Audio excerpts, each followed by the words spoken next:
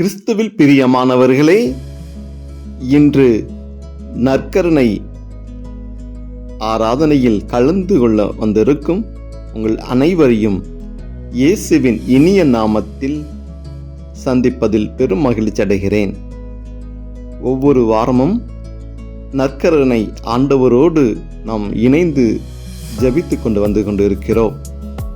பலரது சாட்சிகளும் பலரது ஜெபங்களும் இந்த இணைய வாயிலாக ஆண்டவருக்கு நன்றி செலுத்தி கொண்டிருக்கின்றோம். ஆலயங்களுக்கு சென்று நற்கருணை ஆராதனையில் இணைந்து ஜெபிக்க முடியாமல் இருக்கின்ற இந்த நற்கருணை வழிபாட்டில் இணைந்து ஜெபித்து கொண்டிருக்கின்ற போது நமக்கு இது ஒரு வாய்ப்பாக இருக்கின்றது. எப்போதெல்லாம் நற்கருணையோடு உறவாட வேண்டுமோ அப்போதெல்லாம் இந்த காணொளியின் வாயிலாக ஆண்டவருக்கும் நமக்கும் ஒரு உறவை ஏற்படுத்தி கொள்ள முடியும், அவரை பார்க்க முடியும், அவரோடு பேச முடியும் என்ற ஒரு ஆழமான விசுவாசத்தோடு தான் இந்த இணைப்பின் வாயிலாக நாம் ஜெபித்து கொண்டு இருக்கின்றோம். இது ஒரு பக்தி முயற்சியாக இருக்கலாம். ஆண்டவரோடு நாம் ஒரு தொடர்பு வைப்பதற்கு ஒரு இணைப்பாக இருக்கலாம். பல்வேறு சூழ்நிலைகள் நமக்கு ஒரு ஆறுதலாக இருந்து கொண்டிருக்கின்றது. இன்றைய நற்கருணை ஆராதனையில் இளைஞர்கள் இளம் பெண்களுடைய வாழ்க்கை முறையை நம் ஆண்டவருக்கு அர்ப்பணித்து நாம் ஜெபிக்க காத்து கொண்டிருக்கின்றோம். ஒவ்வொரு வீடுகளிலும் மணமகனுக்காக மணமகளுக்காக காத்து கொண்டிருக்கின்ற இந்த சூழ்நிலை, நல்ல மணமகள் வேண்டும், நல்ல மணமகன் வேண்டும் என்று காத்து கொண்டு தேடிக்கொண்டு இருக்கின்ற சூழல். எப்படியாப்பட்ட மணமகள் வருவாள், எப்படியாப்பட்ட மணமகன் வருவான்? இவர்கள் ஆண்டவருடைய வழிநடத்தலின் வாயிலாக, அவருடைய ஞானத்தின் வாயிலாக, வசனத்தின் வாயிலாக இவர்களுடைய வாழ்க்கை முறை இருக்குமா என்றெல்லாம் நமக்கு ஒரு கேள்விக்குறியாக இருந்து கொண்டு இருக்கின்றது. இதெல்லாம் மாற்றுவதற்காகத்தான் இன்றைய நற்கருணை ஆராதனையில் நாம் ஜெபிக்க வந்திருக்கிறோம். திருப்பாடல் 119:9 இவ்வாறாக, இளைஞர் தம் நடத்தையை மாசற்றதாய் காத்து கொள்வது எவ்வாறு? உம் வாக்கை கடைப்பிடிப்பதால் அன்றோ என்று எழுதப்பட்டிருக்கின்றது. அன்பார்ந்தவர்களே, இந்த திருப்பாடல் 119:9 வாயிலாக நாம் இதை மையமாக வைத்து ஆண்டவரோடு ஜெபிக்கின்ற போது நம்மளுடைய குடும்பத்தில் ஒரு நல்ல மணமகனோ நல்ல மணமகளோ வருவாள் என்ற ஒரு விசுவாசத்தோடு இன்றைய நற்கருணை ஆராதனைக்கு நாம் கடந்து செல்வோம். பெற்றோர்கள் வரன்கள் தேடிக்கொண்டிருக்கின்ற இந்த சூழலில் எல்லாருக்கும் பயம் நிறைந்த ஒரு வாழ்வாக இருக்கின்றது. என்னுடைய மகளுக்கு வருகின்ற மணமகன் அவன் எங்கிருந்து வருவான், எந்த மாதிரியான சூழ்நிலையில் இருந்து வருவான், அவனுடைய பெற்றோர்கள் சூழ்நிலை என்ன, அவனுடைய வளர்ப்பு முறை என்ன, அவனுடைய நல்ல பழக்கங்கள் கெட்ட பழக்கங்கள் என்ன என்பதெல்லாம் யோசித்து கொண்டு சிந்தித்து கொண்டு இருக்கிற வேளையில், அதே போல குடும்பத்திற்கு வரக்கூடிய மருமகள் எப்படியாப்பட்டவளாக இருப்பாள், அவளுடைய பெற்றோர்கள் நிலை என்ன, அந்த பெண்ணுடைய வாழ்க்கை முறை என்ன, என் மகனுக்கு ஏற்ற மணமகளாக இருப்பாளா, குடும்பத்தை காத்து நடத்தக்கூடிய பெண்மணியாக இருப்பாளா என்றெல்லாம் பல்வேறு கோணங்களில் பெற்றோர்கள் பயந்து கொண்டிருக்கின்ற ஒரு வேளை. அதே போல மணப்பெண்ணும் தனக்கு வரக்கூடிய கணவன் இப்படியாக இருக்க வேண்டும் என்று சொல்லி அவர்கள் ஒரு பட்டியலிட்டு வைத்திருப்பார்கள். அதே போலதான் மணமகனும் தனக்கு வர வேண்டிய மணமகள் இப்படியான நிலைப்பாடுகளோடு இருக்க வேண்டும் என்று சொல்லி பல கனவுகளோடு பட்டியலிட்டு காத்து கொண்டிருப்பார். அன்பார்ந்தவர்களே, ஒரு நிலைப்பாட்டில் பெற்றோருடைய எதிர்பார்ப்புகள் வேறு நிலைப்பாடாக இருக்கின்றது. மணமகனும் மணமகளுடைய எதிர்பார்ப்புகள் வேறு விதமாக இருந்து கொண்டிருக்கின்றது. இதை மையமாக வைத்து திருமண பந்தங்கள் ஆண்டவருடைய சன்னிதானத்தில் நிறைவேற்றப்பட வேண்டும்.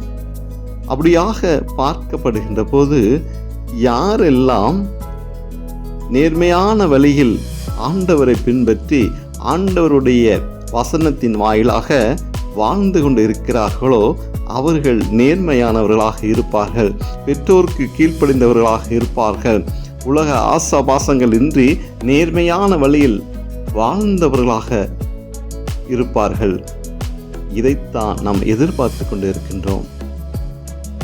ஆண்டவருடைய வாழ்க்கை முறையை தன் வாழ்வாக கருதி ஆண்டவருக்கு பயந்து உலகபரமான ஆசாபாசங்களை கைவிட்டு இறைவனுடைய வார்த்தையின் வாயிலாக தன்னை நெறிப்படுத்தி வாழ்ந்து கொண்டு இருக்கின்ற அப்படியான பிள்ளைகளை எங்களது குடும்பங்களுக்கு ஆண்டவர் கொடுக்க வேண்டுமாக கூடி நாம் இந்த நாளில் ஜெபிக்க இருக்கின்றோம்.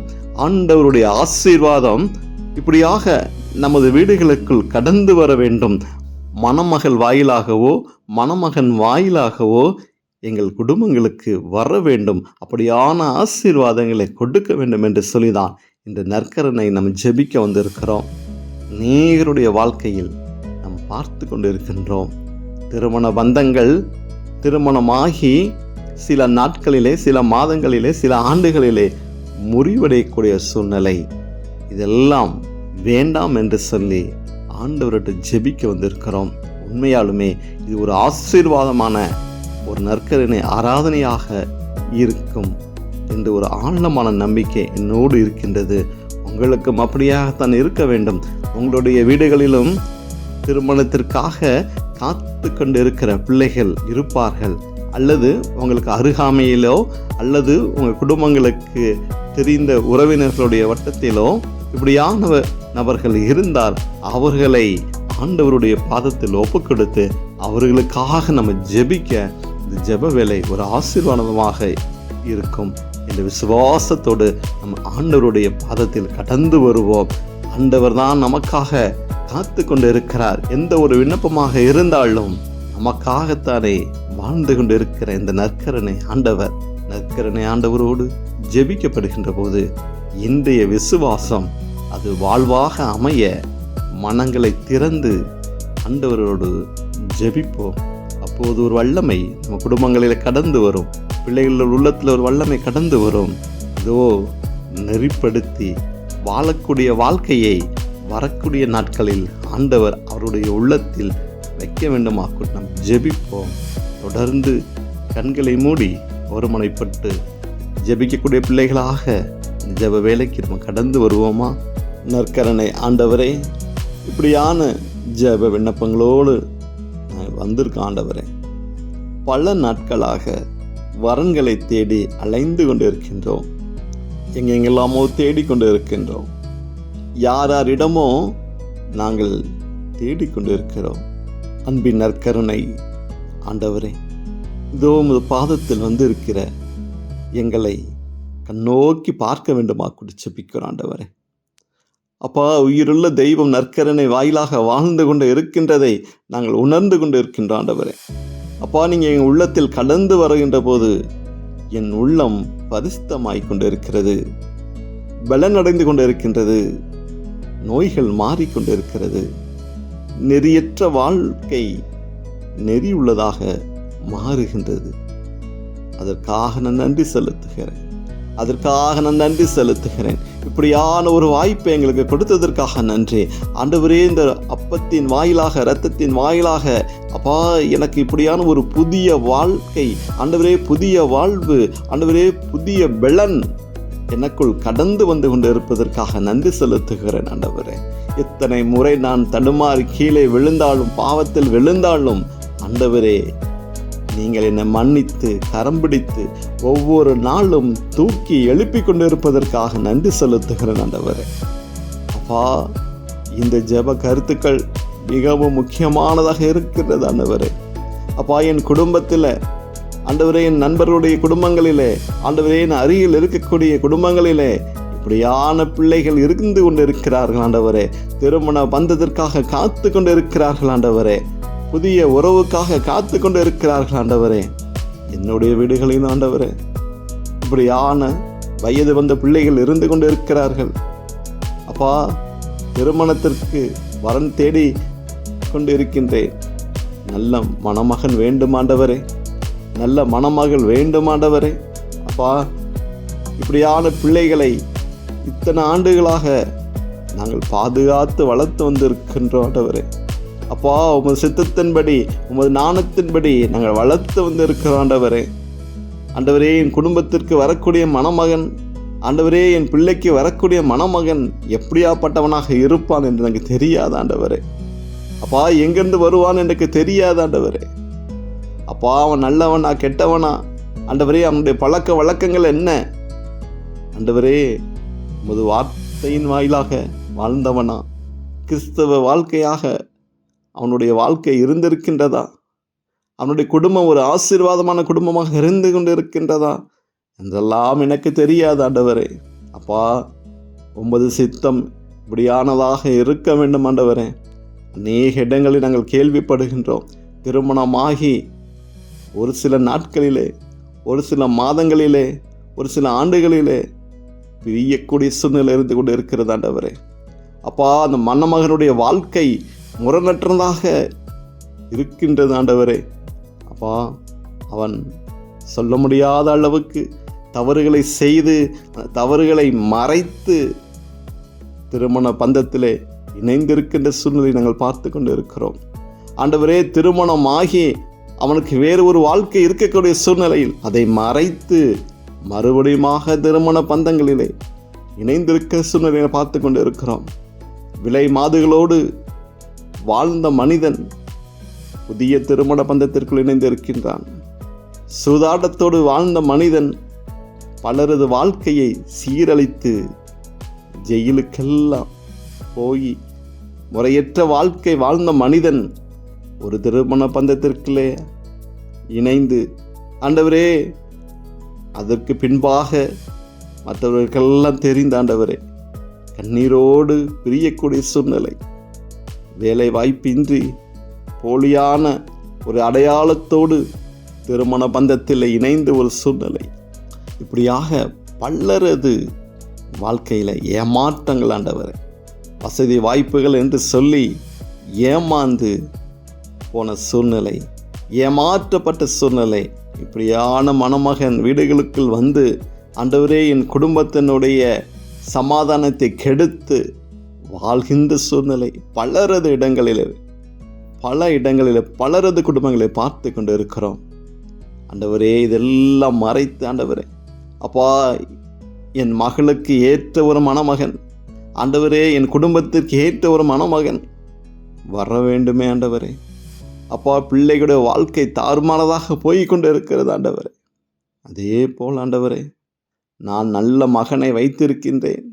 என்னுடைய மகன் நேர்மையானவனாக இருந்து கொண்டு இருக்கின்றான், இறைவனோடு வாழ்ந்து கொண்டு இருக்கின்றான், இறைவனுடைய வார்த்தையின்படி வாழ்ந்து கொண்டு இருக்கின்றான்.